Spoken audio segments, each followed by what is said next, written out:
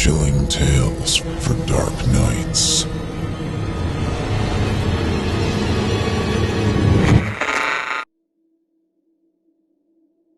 This story is by Max Aaron of Unsettling Stories.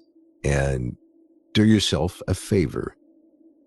Head to unsettlingstories.com, unsettlingstories.com, or facebook.com/unsettlingstories. Either way, you can check out Unsettling Stories and author Max Aaron. And this is his tome called Rue.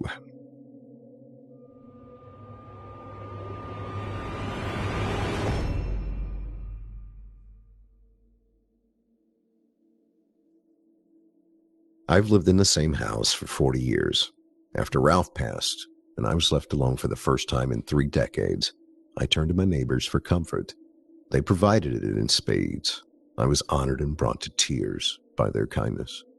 Not too many places would make sure a lonely old man was taken care of. I'm surrounded by wonderful, beautiful people. I took on the role of a grandfather to some of the neighborhood children.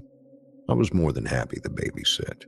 Ralph and I always wanted to adopt, but it wasn't permitted in our state. So having the opportunity to be a formative figure in the lives of these children was a great privilege. It made me feel like I was getting another chance to do everything that had been denied to me. I wish Ralph could have been here to take part. Still, I know he's watching with the same love and pride he expressed every day he was alive.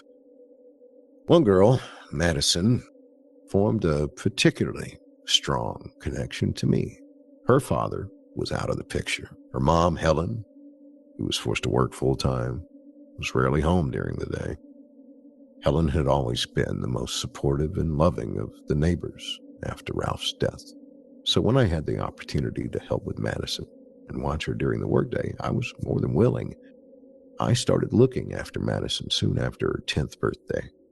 She fell in love with the collection of toy kangaroos all over the house. Ralph was born in Australia, and I always used to call him my little Roo, especially when he got excited. His accent became more pronounced. On his birthdays, I'd give him some type of kangaroo toy. They'd been gathering dust after his passing, and I was glad Madison could give him some life again. Years passed. Madison started to grow up. I worried she was becoming depressed. She never had very many friends in school. She'd come straight over when her day was done and do her homework while waiting for her mom. Her mood was less bubbly than I'd remembered. Part of it, I'm sure, was her age. Adolescence is tough for everyone, let alone someone with a difficult family life like Madison. Still, I worried about her. She was perfectly nice to me and was never rude or disrespectful, but she would draw on. She didn't watch television with me anymore, after homework either. She'd just sit on the floor in her kangaroo pajamas, which were far too small for her at that point, playing with Ralph's figurines, just like she did when she was little. Madison was 16. She got a boyfriend. First one, as far as I knew. I didn't like him at all. He was your typical teenage tough guy type. Chain-smoking, foul-mouthed loser. There wasn't anything I could do about it, though. Madison wouldn't bring him over. I think she sensed I didn't approve, but it wasn't my business. Told myself years before that such situations were purely between Madison and her mother. Only if I felt like Madison was in danger would I interfere. Madison spent more and more time with her boyfriend and less with me. The house grew quiet again. The other children I'd taken care of had grown old enough to watch themselves. Their parents stopped by every so often for coffee, but my general person-to-person interaction was far less than I previously enjoyed.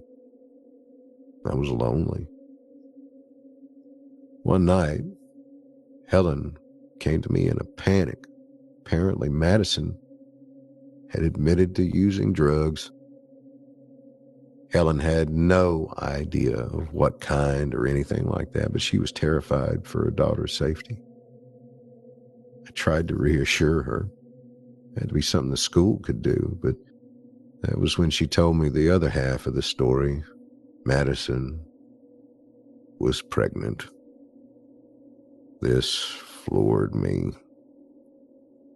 I'd seen Madison around town over the last few months, and I noticed she gained some weight, but it never occurred to me that she might be pregnant.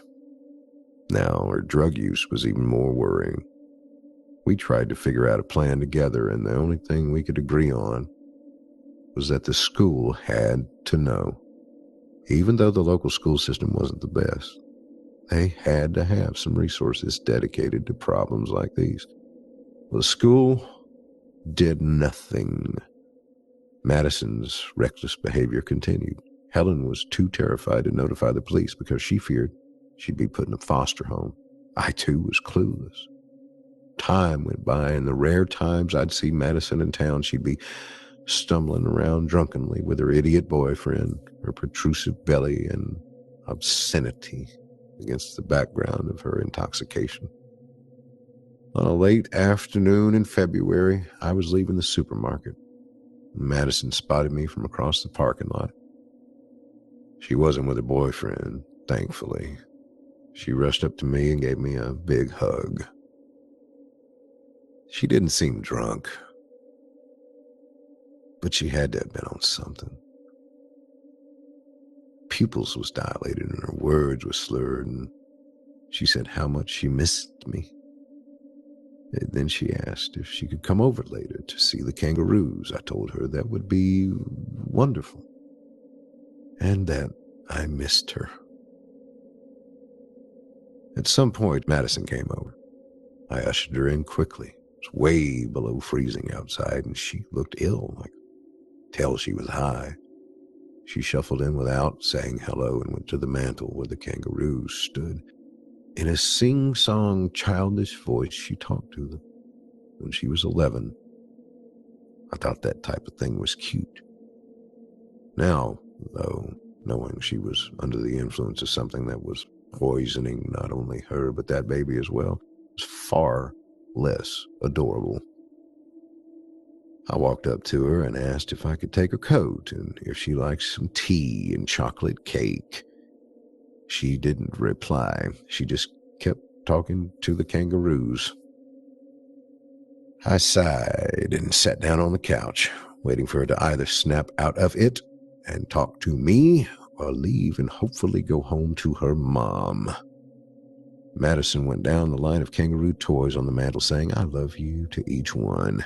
Then she walked back, doing the same thing in reverse order. Then she faced me. "I love you too, Michael," she cooed, a thin smile cracking her pale face. "But you know what? I love Rue most of all." Madison dropped her heavy coat to the floor, and I screamed.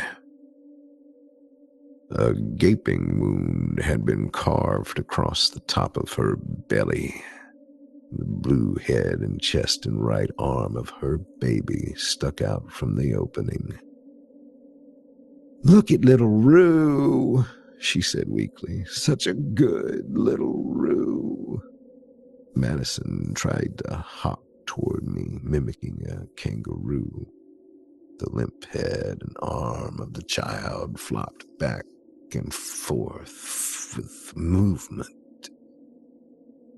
Sweet little Rue, all warm and safe in his pouch.